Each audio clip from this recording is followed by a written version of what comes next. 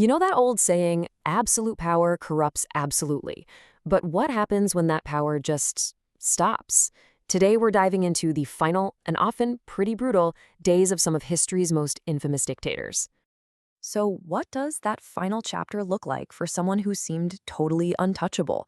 Do they go out with a bang? Or a whimper? Or is it something else entirely? Well, let's just say for some, the end is incredibly public and incredibly brutal.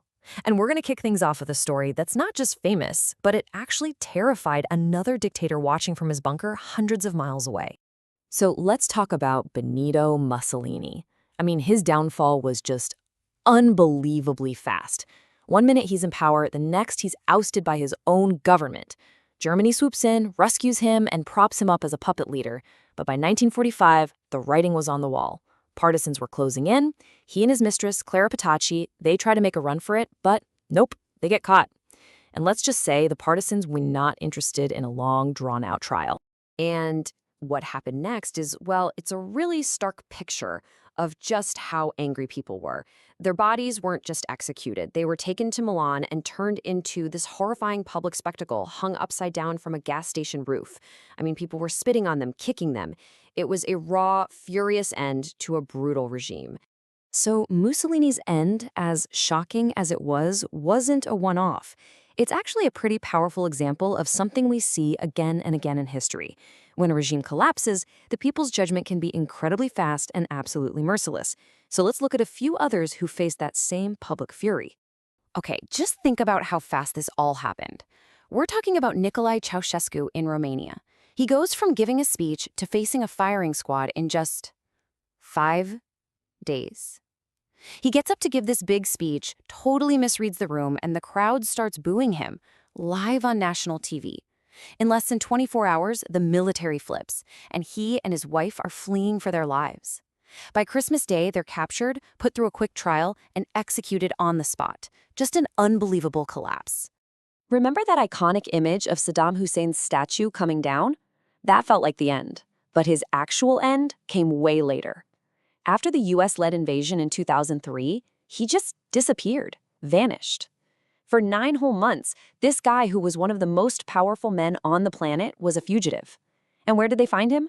Hiding in this tiny, dirty hole in the ground, a spider hole near his hometown. What a fall from grace. But here's the wild part, his mindset. Even then, they pull him out of this hole, he's a total mess, completely defeated, right?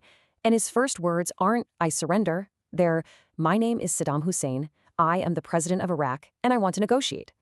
He still saw himself as the guy in charge, like he had any cards left to play.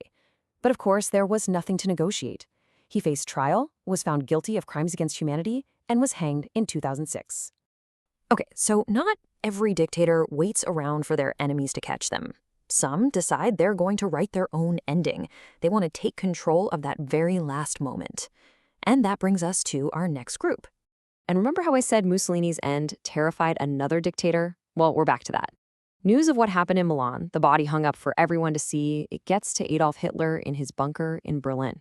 And with the Soviet army literally blocks away, he becomes completely obsessed with one thing, not letting that happen to him. No way was his body going to become a trophy.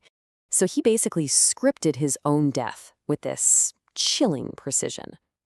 He marries Eva Braun, his longtime partner, and then the very next day, they both commit suicide.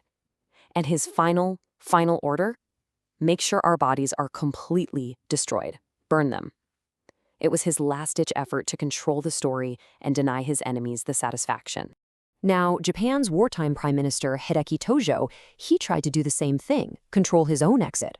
When American soldiers show up at his house to arrest him for war crimes, he shoots himself in the chest. But he misses his heart. And as he's lying there bleeding, reporters who were on the scene recorded him saying this. And this is such a fascinating contrast, right? It's all about what you intend versus what actually happens. Hitler? He succeeded. He escaped capture, he escaped a trial. Tojo? He failed. The very soldiers who came to arrest him ended up giving him medical aid and saving his life. They nursed him back to health, put him on trial, and he was found guilty and executed. He couldn't escape history's verdict. But you know, for every dramatic, violent end, there's a totally different kind of story. It's way more common. And maybe it's just as telling. Let's talk about the dictators who didn't get taken out by a revolution or a bullet, but just by old age. Take Joseph Stalin. This is a man responsible for the deaths of millions of people. And what finally gets him? Something totally ordinary, a disease. He has a massive stroke and just lies there, helpless, for 3 days. Now, of course, there are tons of conspiracy theories. Some people think his inner circle, who were terrified of him, just let him die. But the official cause of death? A cerebral hemorrhage. His reign of terror just fizzled out. Mao Zedong is another one who died while still in power. A series of heart attacks got him in 1976. But the real kicker, the ultimate irony, came after he died. Mao had made it very clear he wanted to be cremated, but the very state he built completely ignored him. Instead, they emballed his body and put it on display forever in a mausoleum.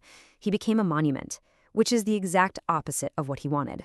All right, get a load of this number. Over 600. 600.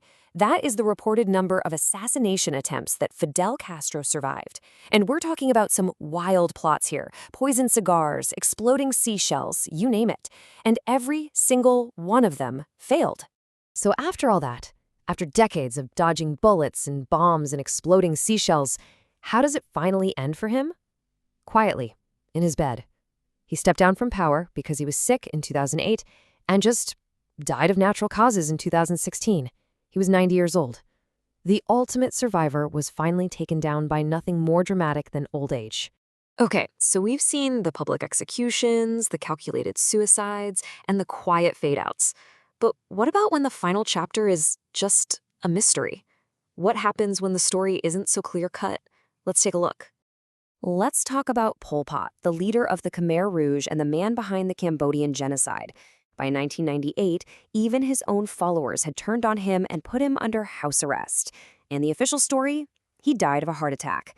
A pretty boring, anticlimactic end for a man responsible for such horror. But that might not be what really happened. See, there was this journalist, an American named Nate Fayer, who was one of the last outsiders to see Pol Pot alive. And he tells a different story. Thayer is convinced that Pol Pot found out he was about to be handed over to the US to face an international trial. And rather than let that happen, he took his own life with a lethal dose of medicine. So what was it? A simple heart attack? Or one last, desperate act of control? The truth is, we'll probably never know for sure. And all of this really brings us to one big final question. When you think about it, whether it's a brutal end in a public square, a quiet death in a comfortable bed, or a mystery in the jungle, does the way these figures die change how we see them? Does it redefine their legacy, or is it all just the final messy footnote to a terrible story? Something to think about.